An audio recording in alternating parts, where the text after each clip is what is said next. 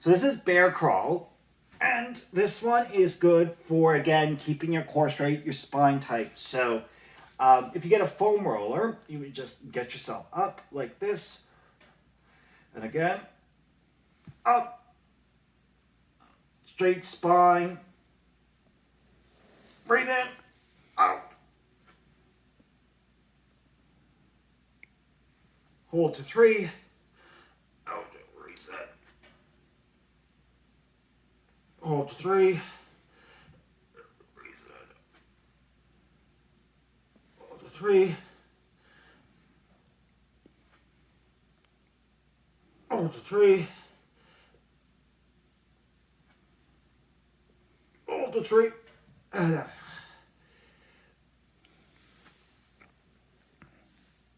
Hold to 3.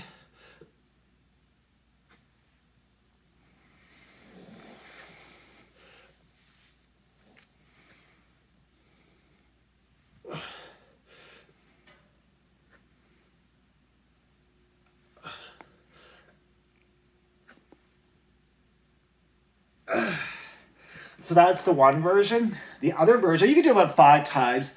You can also put on a weighted vest if you like. If you want to put on some weight there. Or get a band is the other version. Again, get up there. You can just be like this and you can kick out. Or if you're feeling so bold, you can lift your knees.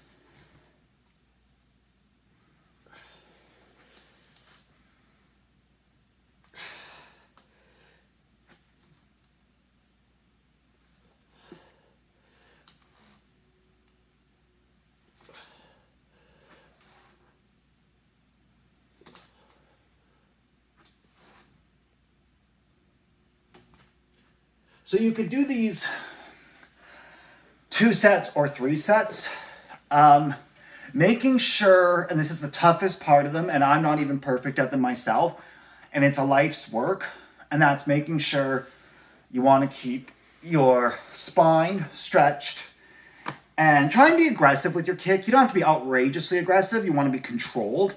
So don't just like kick out without control, but try and be aggressive as well.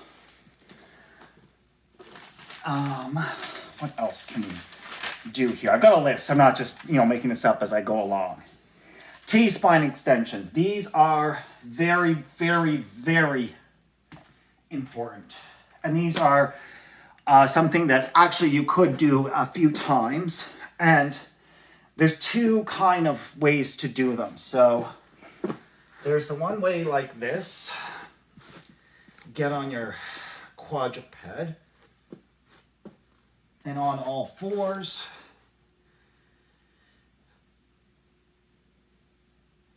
And down like that. Sorry, my bad. I was just thinking about that. So you'll notice I'm right here, kind of bent down. And what I'm going to do, if you just watch, this is really important. I'm going to lift up. But the goal here is to straighten my spine. It's not to go up like this. It's not to go all the way up. It's to keep my spine straight and to hold it there. And then down. So show you again. So you start all relaxed here. Breathe in.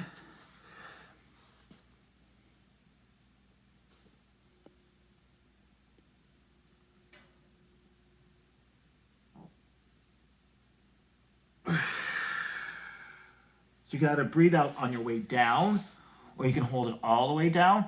But the key is breathe in. Again, remember that. Push out to fill your abs, to fill your core. Push the floor. So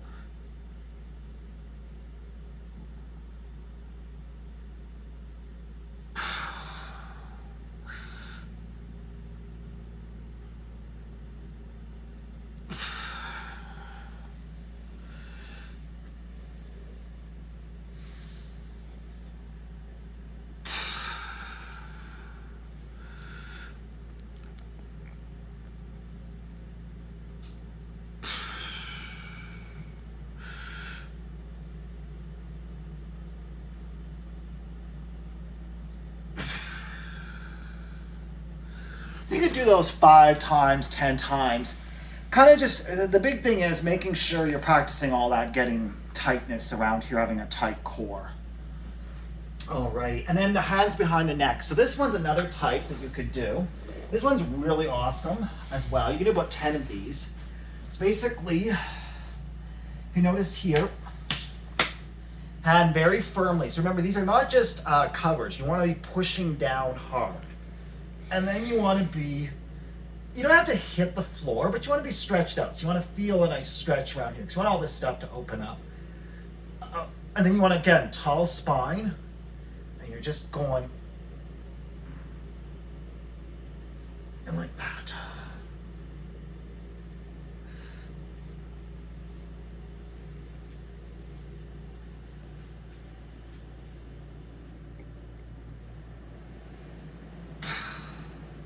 You could do these 20 times a side. It sounds like a lot, but these are well worth it. You'll feel really noodly and released after doing these, which is really important. Contrary to what you might think, you don't want to be all stiff to be weightlifting on any day. You want to be able to have your muscles nice and relaxed so that you can firm them up the way you bloody well want them to. So again,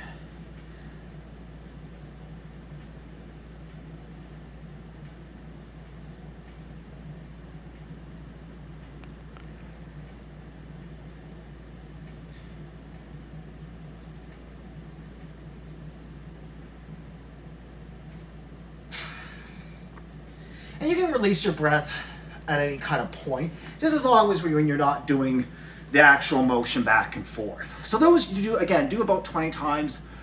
You can increase the number of reps. They're just really good for keeping a tall spine.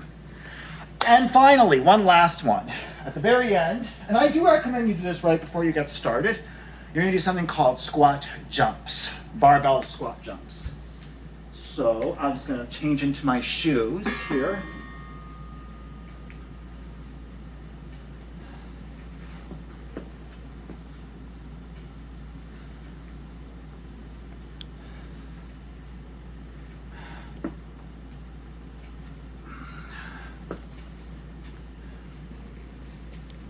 Swig of water too.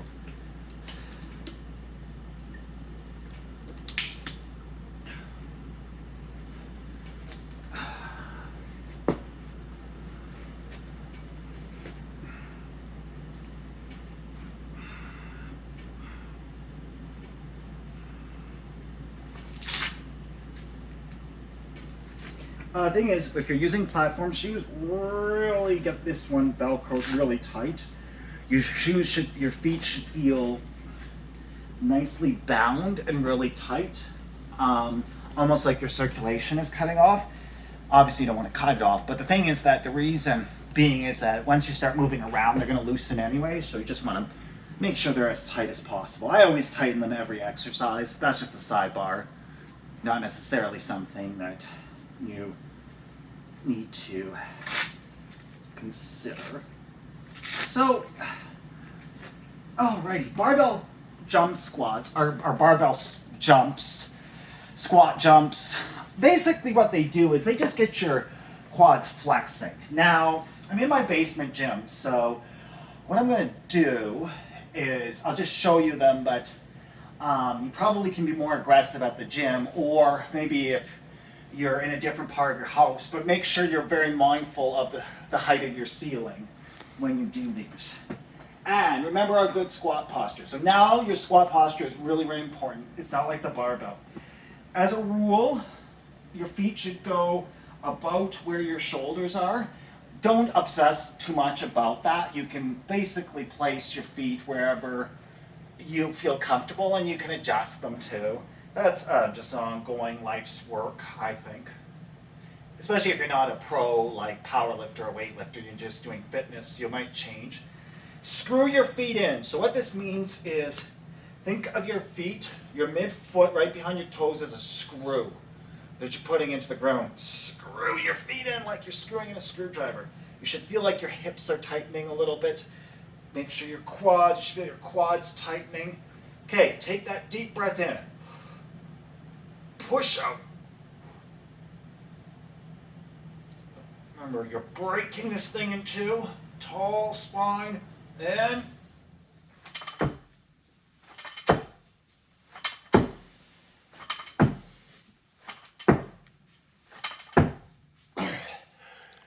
You could do 6, you could do 15, you can do 20, do 5 sets of 5.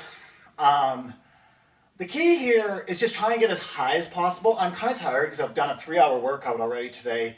I've been sitting all day working on my other job, so I'm not as probably explosive, but the key is just be explosive. Be explosive with a disclaimer that trying not to be doing this. You're not a heavy battle rocker, you're not a headbanger. Well, I'm getting dizzy doing that. But the key is make sure you keep firm. That's the biggest challenge there. One last one that you can do. If you're still feeling like you're not yet totally warmed up, Copenhagen plank. This is a cool one.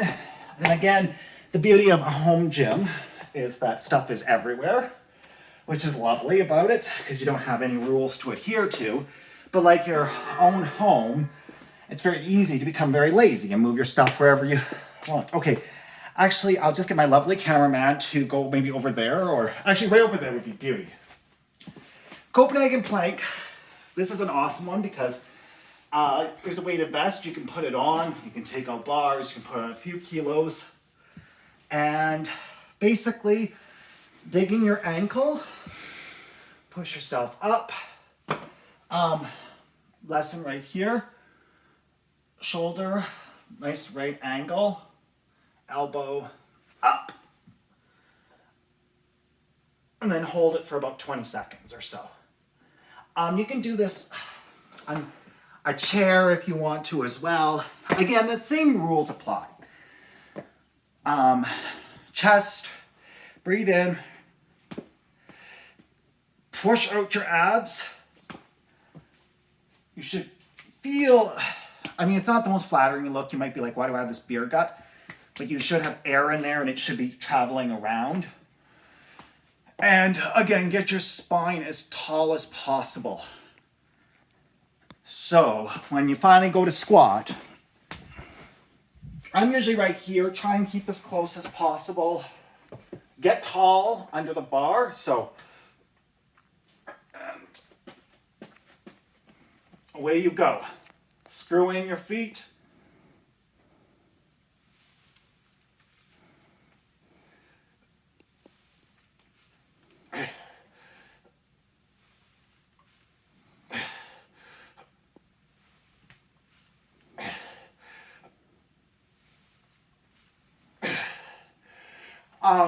My recommendation for all squatting, and with back squatting especially because you work with heavier weights, is 40 kilos to start with, which is roughly, with 10 kilos a side, that's roughly 25 pounds a side. 5 sets, or pardon me, not 5 sets, 5 reps, 1 set. Then you do the same thing with 60 kilos. 60 kilos, which would be about 20 per side, about 42, 45, 45 a side, just to get yourself going in momentum. And also, this is the interesting thing because you have to work hard on your technique when you're at lower weights, because at the lower weights, it's very easy to just go. And the same thing goes with front squat. Warm up nice and slowly. Again, get tall, breathe in, push out, screw in.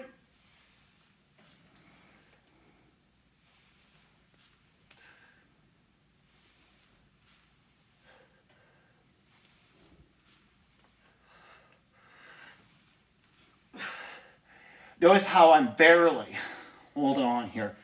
Regardless of how heavy the weight goes, you should never have to grab on hard.